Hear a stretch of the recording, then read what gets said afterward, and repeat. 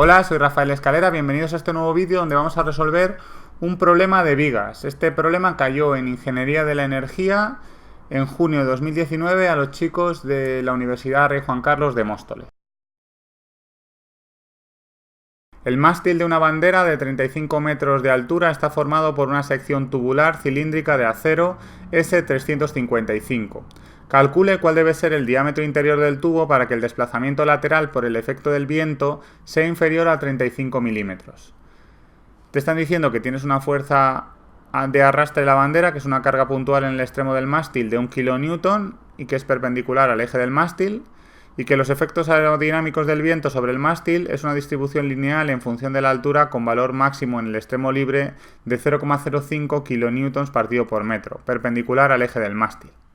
Conoces el módulo de Young, conoces el peso de la bandera y el mástil vamos a considerar que es despreciable, o sea que no hay, y que el problema es plano, es decir, que todo sucede en el plano, no hay problemas de que tengamos que andar con 3 dimensiones, y sabemos que R partido por E son 30, por lo tanto podemos decir que es de pared delgada. Es decir, lo primero que voy a hacer es, en este dibujito de la bandera, lo que voy a pintar son las fuerzas que me están diciendo. Tengo una fuerza, que es la fuerza de arrastre de la bandera, que es una carga puntual de 1 kN. Es decir, que aquí es como si aquí me estuvieras tirando con 1 kN. Para allá. 1 kN. Y te están diciendo que el efecto del viento es una distribución lineal en función de la altura. Es decir, que es una línea que va cambiando con la altura. En castellano, un triángulo. Cuyo valor máximo en el extremo libre es 0,05 kN partido por metro, es decir, que tiene una distribución como así. En triángulo, y aquí vale 0,05 kN partido por metro. La altura me están diciendo que son 35 metros, y si te cae un problema de estos, una cosa que puedes hacer que te simplifica quizás la vida porque nos acostumbramos más es tumbarlo, ¿vale? Tumbamos la viga y ya está, y no hay ningún problema. Decimos, mira, pues lo que tengo aquí es una viga con una carga aquí de 1 kN y con una carga en triángulo aquí, que aquí como máximo son 0,05 kN partido por metro. Entonces intenta hacer una M. De aquí a aquí hay una altura de H. Este punto lo voy a llamar A, este punto lo voy a llamar B.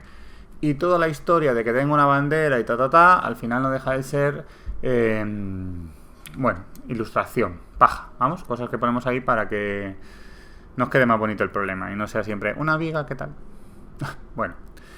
Entonces vamos a resolverlo. Aquí en A tengo un empotramiento, por lo tanto tengo un RAX, un RAI y un momento en A. Todas las vigas, todas vamos a empezarlas siempre calculando las reacciones. Luego haremos los cortes y dibujaremos los diagramas, aunque no te lo pida expresamente en este problema. Y como te están diciendo que el desplazamiento lateral por el efecto del viento tiene que ser menor a 35 milímetros, el desplazamiento lateral de la viga en el fondo no deja de ser la flecha. Es decir, que lo que te estoy diciendo es que quiero que la flecha sea menor o igual a 35 milímetros. Y como es de pared delgada, el diámetro interior en el fondo va a ser lo mismo que el diámetro. Es decir, lo que te estoy preguntando es cuánto vale el diámetro. ¿Vale? Pues nada, vamos a por ello. Y lo que tengo aquí, lo primero para calcular estas reacciones, lo que hago es hacer cuánto vale la carga. Lo que hago es calcular cuánto vale la carga equivalente y digo, mira, pues aquí esto son 1 kN aquí. Y esto es equivalente a que yo tengo una fuerza hacia abajo que vale 0,05 por la base, que son H, es decir, por 35 metros, partido por 2, que es el área del triángulo, base por altura partido por 2. Y está colocada aquí a una distancia que son 35 partido por... son 2/3 de 35, ¿vale? Está el centro de gravedad de un triángulo rectángulo, está 2/3 del lado más estrecho, 1/3 del lado más ancho. Entonces tienes RAX, RAI y el momento en A. lo que haces es decir, sumatorio de fuerzas en X es 0. Como solo tienes una fuerza, que es RAX, pues RAX tendrá que valer 0. Sumatorio de fuerzas en Y es 0. ¿Qué fuerzas tienes en Y? Pues tengo RAI menos 0,05 por 35 partido por 2 menos 1 es 0. Es decir, que RAI me sale que son 0,05 por 35 partido por 2 más 1, que son 1,875.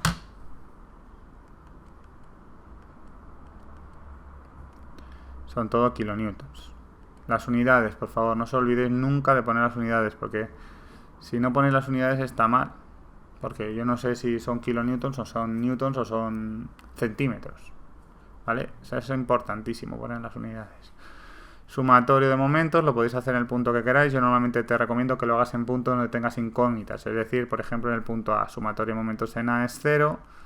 ¿Qué momentos tienes? RAX no te genera momento porque pasa por el punto. RAI no te genera momento porque pasa por el punto. Tienes el propio momento en A, que es positivo. Tienes el momento que te está generando esta fuerza de aquí, que como es un momento horario, es negativo, es decir, que vale 0,05 por 35 partido por 2, que está situado a una distancia de 2 por 35 partido por 3, menos 1 por esa distancia que también son 35. Eso tiene que ser igual a 0, es decir, sacas que el momento en A, si quieres, no me da igual, son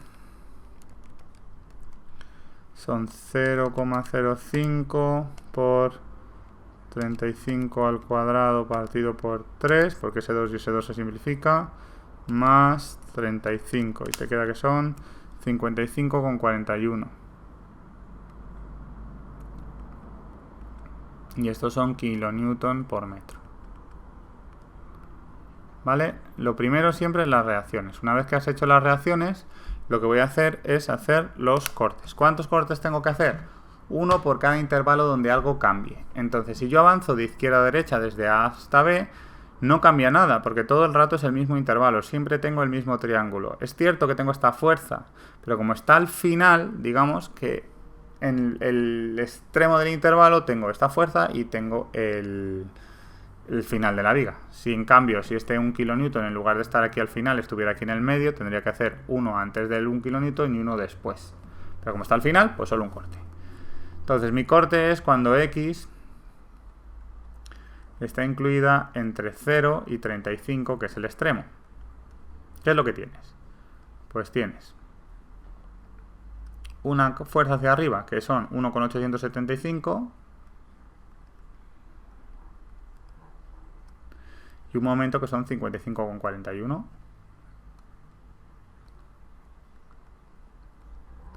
Y aquí tengo mi carga en triángulo. Aquí estoy a una distancia X. La cortante va para abajo y el momento flector. ¿Cuánto vale la altura de este triángulo? Pues no vale evidentemente 0,05. Ojo, que eso lo he oído muchas veces. Sí, porque si esto vale 0,05, esto no puede valer 0,05, evidentemente, es mucho más pequeño.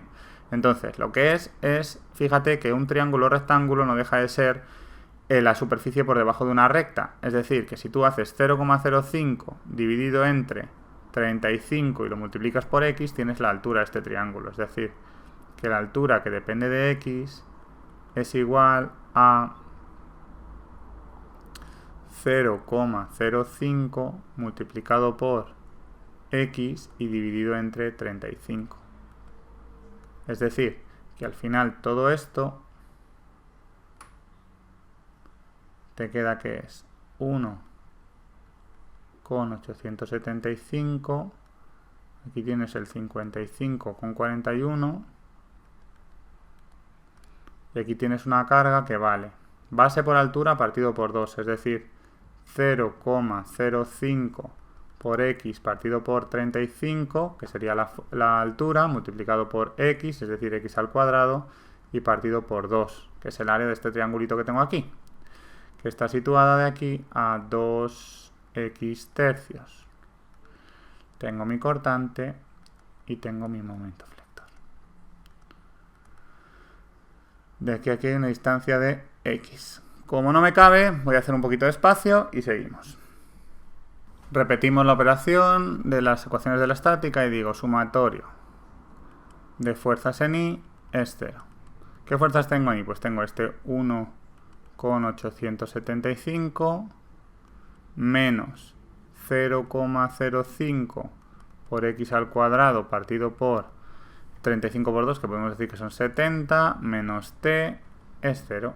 Es decir, que t es igual a 1,875 menos 0,05 x al cuadrado partido por 70. Sumatorio de momentos lo puedes hacer donde tú quieras. Yo lo voy a hacer en x para que la cortante no me genere momento. Tengo 55,41, que es positivo porque es antihorario, menos 1,875 por x, más 0,05 por x al cuadrado partido por 70, por esa distancia, que son, si de aquí a aquí hay 2x tercios, de aquí a aquí queda x tercios, es decir, será por x tercios. La cortante no te genera momento porque pasa por el punto, más momento flector es 0. Es decir, que te queda que el momento flector es igual a menos 55,41 más 1,875 por x menos 0,05 por x al cubo partido por 210. ¿Vale? Si te fijas, si derivas el momento flector, te queda justo la cortante, que es lo que te tiene que quedar. Vale, ya hemos pintado, ya sabemos cuánto valen los diagramas, lo que voy a hacer es representarlos. Lo que vamos a hacer ahora es representar los diagramas. Normalmente, con que representes los extremos del intervalo te suele valer, ¿vale? Lo que voy a hacer es sustituir la t y la m en 0 y en 35, y a veces hay algún punto que te puede interesar, pues porque vayas a ver que tienes un máximo o un mínimo, porque tengas algún punto que te pregunten en concreto en ese punto o algo así, pero normalmente con representar los extremos suele valer. Entonces yo voy a representar aquí mi diagrama de cortantes y mi diagrama de momentos flectores. Si sustituyes cuando la x vale 0, te queda que la cortante vale 1,875. Si sustituyes cuando la x vale 35, te queda 1, ¿vale?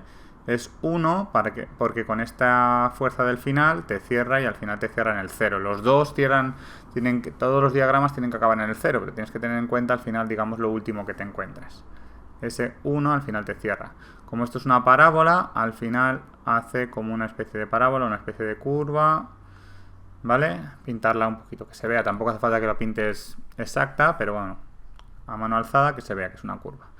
Si esta cortante aquí en lugar de quedarte 1 te hubiera quedado menos 1 o menos 7 o lo que fuera, por el teorema de Bolzano esto pasaría por algún punto por el 0. Si la cortante pasa por el 0 significa que tu diagrama de momentos flectores tiene un máximo y ese punto normalmente te interesa calcularlo, ¿vale?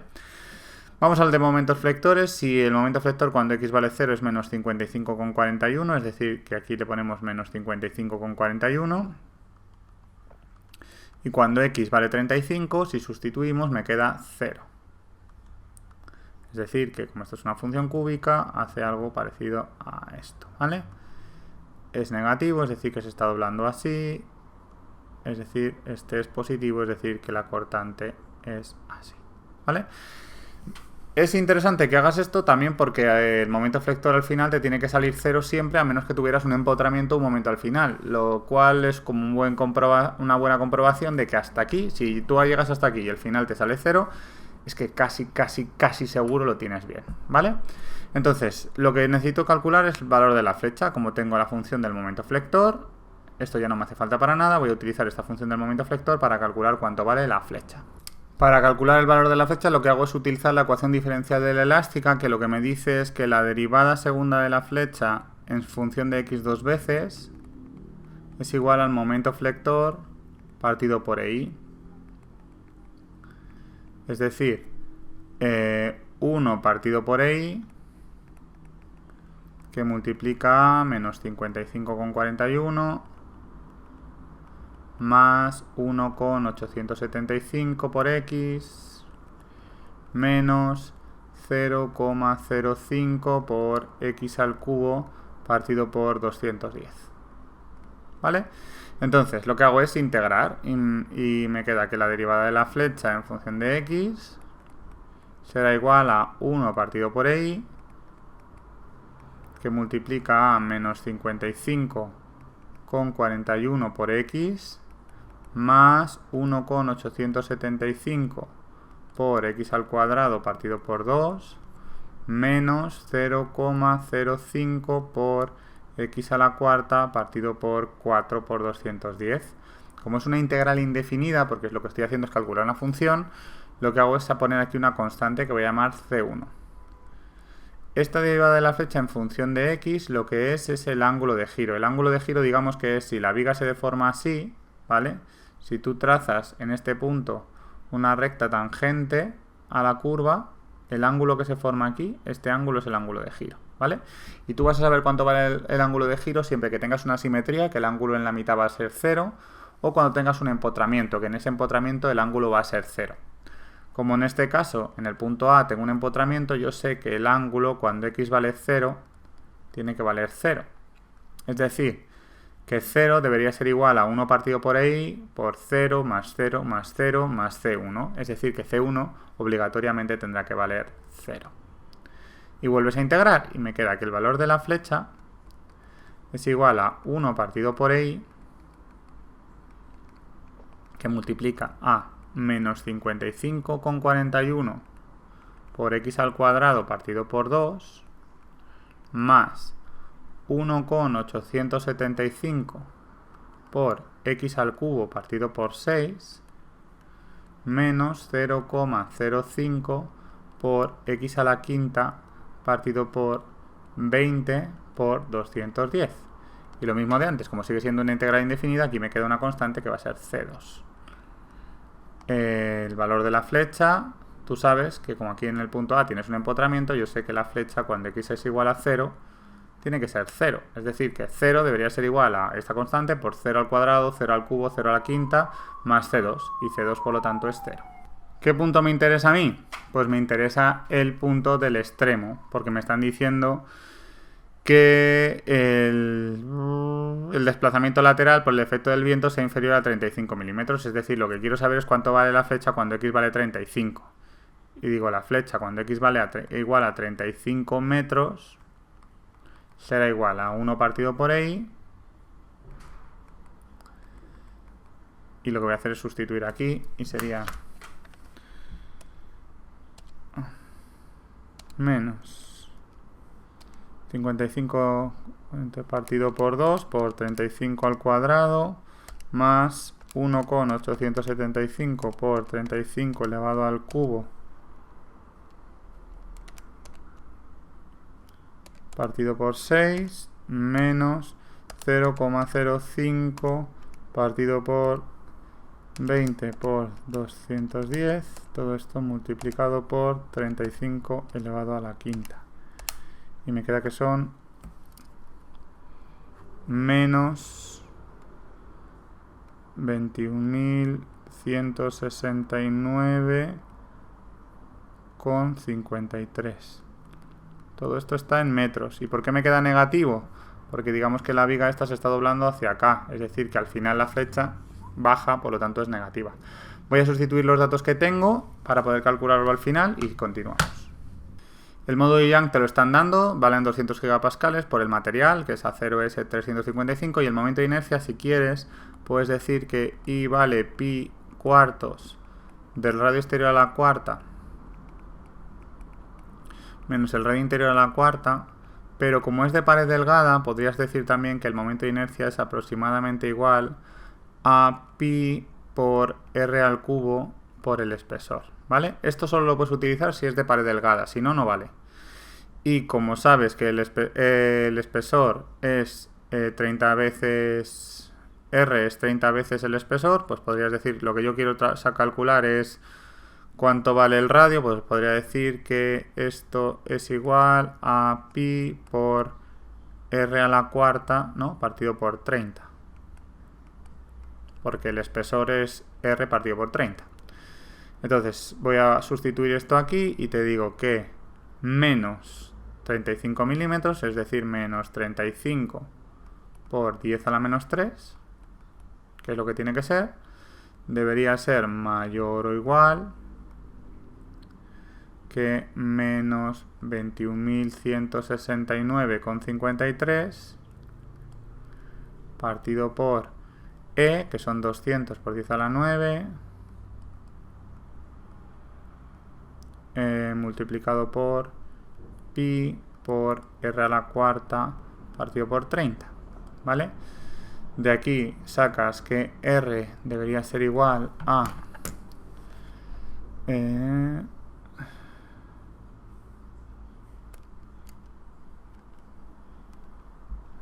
por 30 partido por 200 por 10 a la 9 multiplicado por pi y multiplicado por menos 35 por 10 a la menos 3, para que se me vean todos los menos, y hago la raíz cuarta de esto y me queda que R debería ser igual a 0,073 metros. Como esto no es lo que me están pidiendo, sino lo que me están pidiendo es el diámetro, me queda que, bueno, de hecho el radio debería ser mayor o igual que esto para que no se rompiera. Normalmente con que pongas el igual te vale, no hace falta que pongas la inecuación. Por lo tanto, el diámetro debería ser mayor o igual que el doble.